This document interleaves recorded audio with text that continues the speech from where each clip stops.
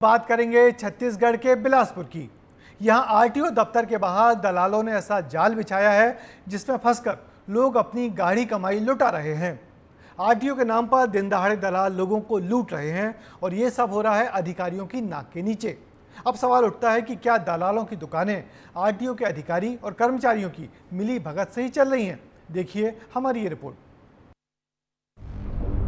RTO के बाहर दलालों का अड्डा, एजेंटों ने खोली भ्रष्टाचार की दुकान, बिना रुपये दिए नहीं होते काम।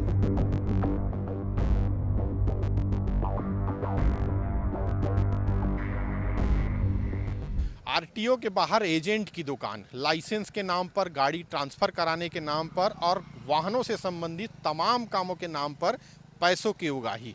यह खेल जो है बिलासपुर आरटीओ में सालों से चल रहा है, लेकिन नए आरटीओ आनंद स्वरूप तिवारी ने इस व्यवस्था को बदलने का दावा किया है। सबसे पहले आप मेरे पीछे ये दुकान देख सकते हैं।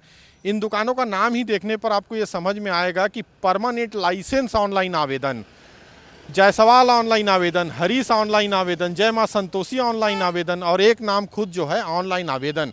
तो कुल मिलाकर ऑनलाइन आवेदनों के नाम पर यहाँ एजेंटों की इतनी दुकान खुली हुई है कि वे लोगों से जो है प्रति लाइसेंस जो है 3 से 4 हज़ार रुपये वसूलते हैं और किसी तरह की कोई ज़रूरत नहीं होती है भीतर औपचारिकताओं की, ऐसा उनका दावा होता है। जी हां, बिलासपुर में आरटीओ के बाहर दलालों की सल्तनत चलती है। खुलेआम दुकानें खोलकर लोगों को लूटा जा रहा है, बड़े बड़े बोर्ड लगाकर खुद का प्रचार किया जा रहा है और काम के लिए आने वाले लोगों को अपने जाल में फंसाया जा रहा है। इतना ही नहीं, इनकी पैठ इतनी गहरी है कि कोई अगर सीधे पहुंच जाए तो दफ्तर में भटकता रहता है, लेकिन काम नहीं होता और फिर लोगों को थक हार कर इनके पास आना ही पड़ता है। कि आरटीओ ऑफिस में एक साधारण आदमी अगर कोई भी आएगा आवेदन लेकर तो उनको घुमाया जाता है और यदि मैं किसी भी एजेंट को यदि दूंगा फॉर्म और पैसा दूंगा उनको 4 से 5 हज़ार मन मुताबिक उनके इच्छा अनुसार मांग पर पैसा, तो तुरंत फिर लाइसेंस बन जा रहा है।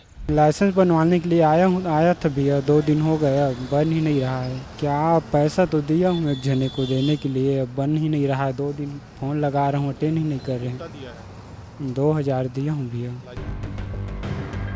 ये एजेंट पूरी दादागिरी से अपना काम करते हैं, अनाप शनाप रुपयों की डिमांड करते हैं। इन्होंने हर काम के लिए रेट तय कर रखे हैं। एक नज़र इनकी रेट लिस्ट पर डालेंगे तो पता चलेगा कि किस कदर आम लोगों को लूटा जा रहा है।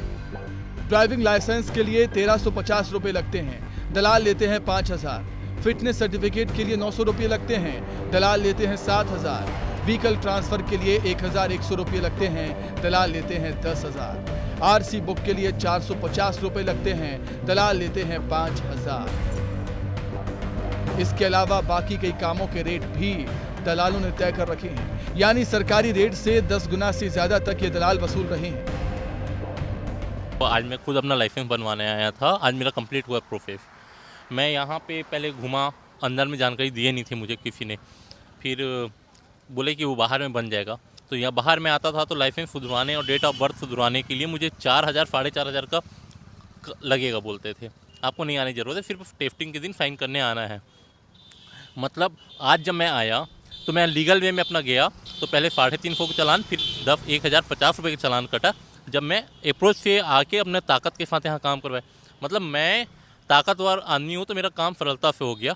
और कई लोग आते हैं, आप ये दलालों के माध्यम देख सकते हो, लोग अपना 3-3 हज़ार बेमतलब का यहाँ देते हैं। आरटीओ एक हिसाब से शुरू से दलालों के चरण में फंसा हुआ चीज़ है और उसकी मुक्ति बहुत जरूरी है।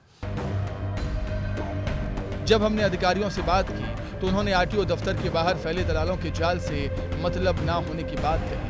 आरटीओ दफ्तर के बाहर खुली दुकानों से मतलब ना होने की बात कह दी, यानी इस नेटवर्क को तोड़ने के लिए उनके पास कोई माकूल इंतजाम नजर नहीं आया।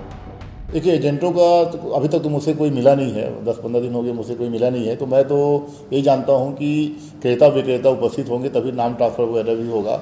लाइसेंस के लिए भी क्रेता की उपस्थिति अनिवार्य है, उनका फ़ोटो लेना पड़ता है, तो वो तो आते ही हैं, क्रेता विक्रेता आते हैं। मुझे क्रेता विक्रेता उपस्थित होना अनिवार्य है, बाकी और कौन आता है क्या आता है उससे अपन को ज़्यादा लेना देना नहीं है। नहीं, देखिए, अपनी स्वेच्छा से जो कोई करवाना चाहेगा तो करवा सकता है, और बाकी ऐसी मेरे पास शिकायतें नहीं आएगी तो मैं कार्रवाई करूँगा। साफ तौर पर आरटीओ दफ्तर एजेंटों के चंगुल में है। जहां फंसाए जाते हैं काम कराने के लिए आने वाले लोग। ये हालात आज के नहीं हैं, बल्कि बरसों से यही परंपरा है कि एजेंट के जरिए काम आसानी से हो जाते हैं। इसके लिए सरकारी प्रक्रिया का गठन होना है, तो आरटीओ में बैठे कर्मचारियों की साठगांठ भी एजेंटों के नेटवर्क को मजबूत कर रही है। यही वजह है कि दलालों ने ऐसा जाल बिछाया है कि ना तो इसे आम लोग तोड़ पा रहे हैं और ना ही अधिकारी, क्योंकि इसमें फायदा दलालों के साथ साथ अधिकारी कर्मचारियों का भी तो है। विस्तार न्यूज़ जो है आरटीओ ऑफिस के बाहर से आपसे जुड़ी वो खबर दिखा रहा है कि जिसमें जो है दलाल किस तरह यहाँ सक्रिय हैं और किस तरह लोगों को लूट रहे हैं, ये कहानी उजागर हो रही है। आने वाले समय में नए आरटीओ आनंद स्वरूप तिवारी ने ये दावा किया है कि वे दलालों को रोकेंगे और आज उन्होंने एक लेटर जारी भी किया है कि क्रेता और विक्रेता जो गाड़ियों के हैं वो सीधे आएँ और सीधे मुलाकात करें मुझसे, बाहर किसी से मिलने की ज़रूरत नहीं है। तो कुल मिलाकर आने वाले समय में देखना होगा कि आरटीओ के बाहर ये जो दुकानें खड़ी हुई है, मकानें खड़ी हुई है, लोगों का हुजूम है जो लोगों को लूटने वाला, वो रुकता है या अनवरत इसी तरह चलता रहता है। कैमरामैन छवि कश्यप के साथ आशीष दुबे, विस्तार न्यूज़।